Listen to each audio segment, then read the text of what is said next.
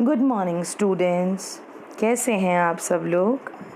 I hope कल का video आपने देखा होगा जिसमें हमने मेंबरशिप क्या है, कौन मेंबर बन सकता है, कैसे मेंबर्स बनने के तरीके हैं, ये सब हमने देखा था। आज हम आगे चलते हैं, कंपनी के मेंबर्स को क्या राइट मिलते हैं ये हम देखेंगे आज के वीडियोज़ में।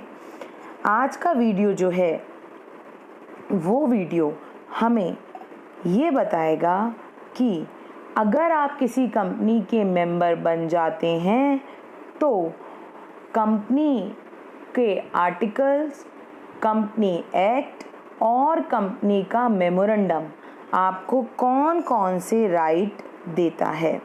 तो मूव करते हैं हमारी नेक्स्ट स्लाइड पे। Rights of member. कंपनी के मेंबर्स के राइट्स को हम बेसिकली या ब्रॉडली दो पार्ट्स में डिवाइड कर सकते हैं। फर्स्ट इज स्टैट्यूटरी राइट्स, वैधानिक अधिकार जो हमें दिए हुए हैं कंपनीज एक्ट में। अदर राइट जो हमें सर्कमस्टांसेस या सिचुएशंस देती हैं। तो पहले बात करेंगे हम हमारे वैधानिक स्टैट्यूटरी राइट्स की। स्टैट्यूटरी राइट्स में first right is right to vote at all meeting. अगर आप एक कंपनी के मेंबर हैं तो आपको हर मीटिंग में वोट कास्ट करने का अधिकार है, आपको मत देने का अधिकार है। आप कंपनी के हर डिसीजन में अपना वोट दे सकते हैं। Right to requisition on extraordinary general meeting. देखिए, मीटिंग हमने पढ़ी नहीं है, हम आगे नेक्स्ट वीडियोस में इसको पढ़ेंगे, पर मैं आपको बता दूं कि कंपनी की जो मेंबर्स की मीटिंग होती है वो जनरली दो मीटिंग्स होती हैं। फर्स्ट इज ऑर्डिनरी मीटिंग या जनरल मीटिंग और एक होती है extra ordinary general meeting.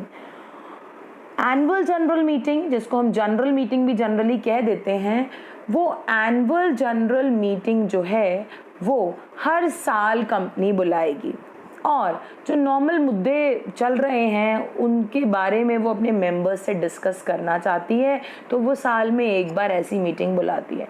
But extra ordinary general meeting का मतलब है कुछ ऐसी सर्कमस्टांसेस आ गई जो हमें मेंबर्स से डिस्कस करनी है और उसके लिए हम नेक्स्ट जनरल मीटिंग का इंतज़ार नहीं कर सकते, तो हमें अचानक कोई मीटिंग बुलानी पड़ेगी जिसका नाम होगा एक्स्ट्रा ऑर्डिनरी जनरल मीटिंग। तो एक मेंबर अगर ऐसा फील करता है कि अब एक्स्ट्रा ऑर्डिनरी जनरल मीटिंग होनी चाहिए, ये मुद्दे जो चल रहे हैं इनको नेक्स्ट जनरल मीटिंग तक नहीं टाला जा सकता, तो वो रिक्वेस्ट कर सकता है एक्स्ट्रा ऑर्डिनरी जनरल मीटिंग के लिए। ये उसका एक इम्पॉर्टेंट राइट है, उसका एक अधिकार है।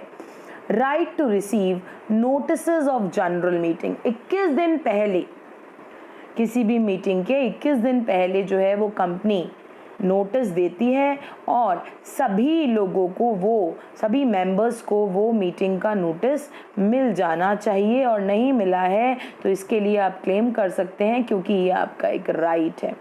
Right to appoint proxy and inspect proxy register. इस पॉइंट को पढ़ने से पहले हमें प्रॉक्सी का मीनिंग समझना होगा। देखिए, प्रॉक्सी एक वो पर्सन है जो मेंबर अपॉइंट करता है अपने बिहाफ पर मीटिंग अटेंड करने के लिए।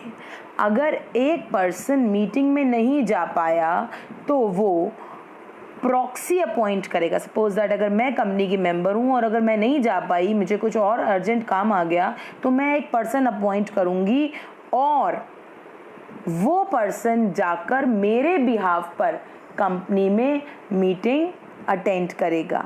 अब मैं प्रॉक्सी अपॉइंट कैसे कर सकती हूँ, आपको मैं बता दूं कि जब भी कंपनी नोटिस मीटिंग का भेजेगी, साथ में एक प्रॉक्सी फॉर्म भेजेगी। आप जिस भी पर्सन को प्रॉक्सी अपॉइंट करना चाहते हैं, आप उसे वो प्रॉक्सी फॉर्म फिल कर दे सकते हैं और उस प्रॉक्सी फॉर्म के बेसिस पे वो पर्सन आपके बिहाफ पर मीटिंग अटेंड कर सकता है। और जब आप दोबारा कंपनी में जाएं या जब आप हेड ऑफिस में जाएं तो आप प्रॉक्सी रजिस्टर भी देख सकते हैं। ये आपका राइट है, आप ये देख सकते हैं किसके बिहाफ पर किसने मीटिंग अटेंड की। अगर मैं नहीं जा पाया तो मेरा प्रॉक्सी क्या वहाँ पर आया था। तो ये सारा काम कंपनी सेक्रेटरी करेगा। वो प्रॉक्सी फॉर्म कलेक्ट करेगा, प्रॉक्सी को एंट्री देगा मीटिंग अटेंड करने के लिए और उसकी एंट्री जो है वो प्रॉक्सी रजिस्टर में करेगा। Next right is right to require the company to circulate resolution। अगर कंपनी ने कोई रेजोल्यूशन पास करना है तो वो एक राइट है एक मेंबर का कि वो सर्कुलेट करवा सकता है, वो रेजोल्यूशन पास करने के लिए कंपनी को बोल सकता है। To participate in the removal of director by passing an ordinary resolution. देखिए, डायरेक्टर को अपॉइंट करने वाले मेंबर्स होते हैं और अगर मेंबर चाहें तो एक ऑर्डिनरी रेजोल्यूशन पास करके उस डायरेक्टर को हटा भी सकते हैं। तो आप ऑर्डिनरी रेजोल्यूशन कब पास करते हैं? जब टोटल प्रेजेंट मेंबर का 50% और मोर किसी फेवर में हो जाता है। 50% से ज़्यादा अगर मेंबर्स किसी चीज़ के फेवर में अगर अपना वोट दे देते हैं या अपनी कंसेंट दे देते हैं तो वो ऑर्डिनरी रेजोल्यूशन हो जाता है। और अगर आप किसी डायरेक्टर को हटाना चाहते हैं तो एटलीस्ट 50% से ज़्यादा ही लोग जो हैं वो रेजोल्यूशन पास करवाते हैं। तो आपको वो राइट है कि आप किसी पर्टिकुलर डायरेक्टर को अगर हटाना चाहते हैं तो उसके लिए आप ऑर्डिनरी रेजोल्यूशन पास करवा सकते हैं। To obtain on request minutes of proceeding at general meeting as also to inspect the minutes। Minutes को समझना ज़रूरी है। इस पॉइंट को समझने से पहले देखिए, जब भी कोई कंपनी मीटिंग करती है उसके शॉर्ट नोट्स, उस मीटिंग में क्या बात हुई, कौन से रेजोल्यूशन पास हुए, क्या डिसीजंस लिए गए, कौन कौन प्रेजेंट था, ये सारी बात एक मिनट बुक में लिखी जाती है। जो क्रक्स ऑफ मीटिंग है वो एक बुक में लिखी जाती है, that's called minute book. Hindi में बोलेंगे तो सभा के सूक्ष्म। तो वो रजिस्टर, वो मिनट बुक आप किसी भी टाइम जाकर देख सकते हैं और उसे पढ़ सकते हैं और चाहें तो उसकी कॉपी भी ले सकते हैं। To apply to the tribunal to have any variation of shareholder right set aside. देखिए, हमने जब इक्विटी शेयर होल्डर्स का मीनिंग देखा था तो हमने बताया था कि इक्विटी शेयर होल्डर जो होते हैं पहले होते थे सिमिलर राइट वाले, बट अब 26% तक इक्विटी शेयर होल्डर्स ऐसे भी हो सकते हैं जिनके राइट्स में वेरिएशन हो। तो क्या होगा अगर ऐसा होता है तो किन्हीं राइट्स को, किन्हीं शेयर होल्डर्स को अगर अलग रखना है, वो राइट्स नहीं देने हैं या कुछ राइट्स उनको नहीं देने हैं, तो उसके लिए भी आप अप्लाई कर सकते हो। ये आपका राइट है। To transfer share subject to the provision of act, ये आपका राइट है। अगर आज आपके पास शेयर्स हैं, आप कल नहीं रखना चाहते हो, तो आप क्या करेंगे? आप अपने शेयर किसी को ट्रांसफर कर सकते हैं, बट आपको इसके लिए प्रोविजन ऑफ एक्ट का जो भी एक्ट में प्रोविजंस दिए हुए हैं, you have to follow that. Right to receive share certificate within 2 months of allotment. देखिए, जब आपको शेयर्स अलॉट हो जाते हैं, पहले शेयर्स फिजिकली अलॉट होते थे, अब शेयर्स जो हैं वो डीमेट के थ्रू अलॉट होते हैं। आपका अकाउंट होता है, एक ऑनलाइन अकाउंट, उसमें आपके शेयर्स आ जाते हैं, बट उसके लिए आपके पास सर्टिफिकेट आते हैं। सर्टिफिकेट भी एक लेटर फॉर्म में आते हैं कि आपको इतने जो शेयर्स हैं वो अलॉट कर दिए गए हैं। तो 2 महीने के अंदर, अलॉटमेंट के 2 महीने के अंदर आपको शेयर सर्टिफिकेट मिल जाने चाहिए। ये थे हमारे statutory rights. Other right to share in the surplus of winding up, अगर वाइंडिंग अप के बाद कंपनी का कोई सरप्लस बचता है, बेनिफिट बच जाते हैं, असेट्स बच जाती हैं या लाइबिलिटीज चुक जाती हैं सारी और फिर भी पैसा बच जाता है, तो it is your right to get part in that surplus. To get dividend if declared, अगर आप मेंबर हैं और आपको अगर कंपनी ने डिविडेंड डिक्लेयर कर दिया है तो आपको वो डिविडेंड मिलेगा, आप मांग सकते हैं। To apply to the court in case of mismanagement, if you feels कि कंपनी में मिसमैनेजमेंट हो रहा है तो आप क्या करेंगे, आप उस मिसमैनेजमेंट को रोकने के लिए कोर्ट में अप्लाई कर सकते हैं।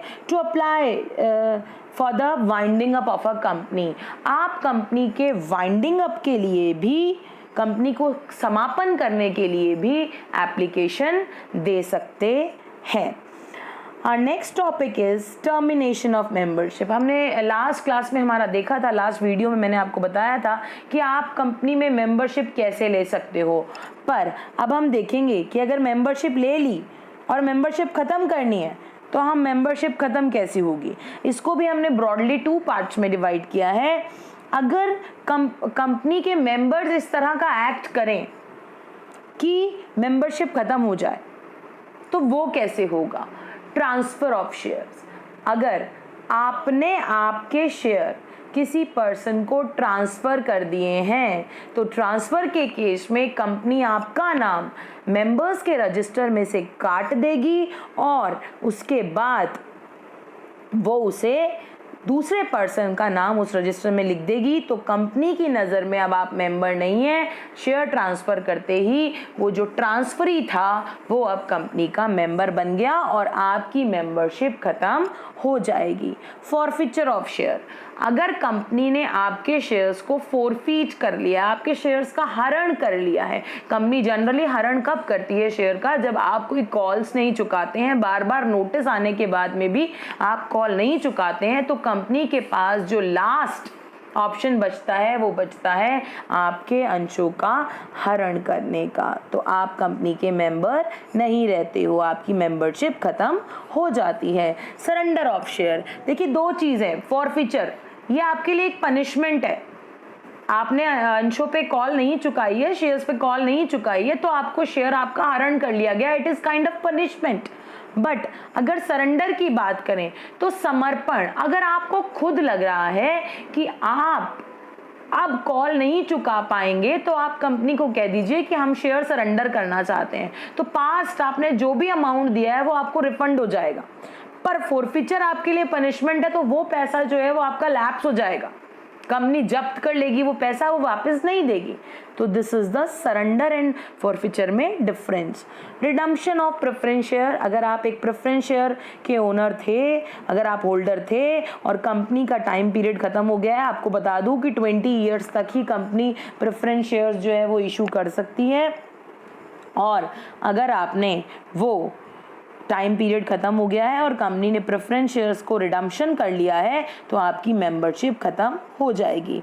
Repudiation of contract in case of misleading prospectus, जब हमने प्रोस्पेक्टस पढ़ा था तो मैंने आपको बताया था कि अगर कोई मिसलीडिंग प्रोस्पेक्टस पे बिलीव करके कोई मेंबर अगर शेयर खरीद लेता है तो ये उसका राइट है कि वो कॉन्ट्रैक्ट को कैंसिल कर सकता है और कंपनी उसको पैसा वापस देगी। कॉन्ट्रैक्ट कौन सा, शेयर अलॉटमेंट का कॉन्ट्रैक्ट, तो वो आपको पैसा वापस मिल जाएगा। और अगर आपने वो कॉन्ट्रैक्ट कैंसिल कर दिया है तो कंपनी आपका नाम मेंबर्स के रजिस्टर्स में से काट देगी और आप कंपनी के मेंबर नहीं रहोगे। Next point is caseation of membership by the operation of law. ये कानून के लागू होने से ही जब आपकी मेंबरशिप खत्म हो जाएगी। डेथ, मैंने कल बताया था आपको, या नेक्स्ट लास्ट वीडियो में मैंने आपको बताया था कि अगर किसी पर्सन की डेथ हो जाती है तो उसके शेयर ट्रांसमिट हो जाते हैं उसके लीगल रिप्रेजेंटेटिव को या लीगल हायर को, हस्तांकित हो जाते हैं, तो आप मेंबर नहीं रहते। इंसॉल्वेंसी, अगर आप इंसॉल्वेंट हो जाते हैं तो आपके शेयर ऑफिशियल रिसीवर को, लिक्विडेटर को दे दिए जाते हैं, वो आपके असेट्स को, आपके शेयर्स को बेचता है, आपकी लायबिलिटी पे करता है, तो आप मेंबर नहीं रहते। ट्रिब्यूनल ऑर्डर, अगर ट्रिब्यूनल ये ऑर्डर देता है कि इस पर्सन के शेयर जब्त कर लिए जाएं या मेंबरशिप ख़त्म कर ली जाए तो मेंबरशिप ख़त्म हो जाएगी। Winding up of a company, अगर किसी कंपनी का वाइंडिंग अप ही हो जाता है तो जब कंपनी ही नहीं रहेगी तो मेंबर्स किस चीज़ की, कंपनी जो है वो मेंबर्स के थ्रू काम करती है, पर जब कंपनी नहीं रहेगी तो मेंबर्स की मेंबरशिप अपने आप ही ख़त्म हो जाएगी। ये था मेंबरशिप कैसे सीज हो सकती है, मेंबरशिप कैसे ख़त्म हो सकती है। आज के लिए बस इतना ही, बाकी आगे हम देखेंगे हमारे नेक्स्ट वीडियोज़ में।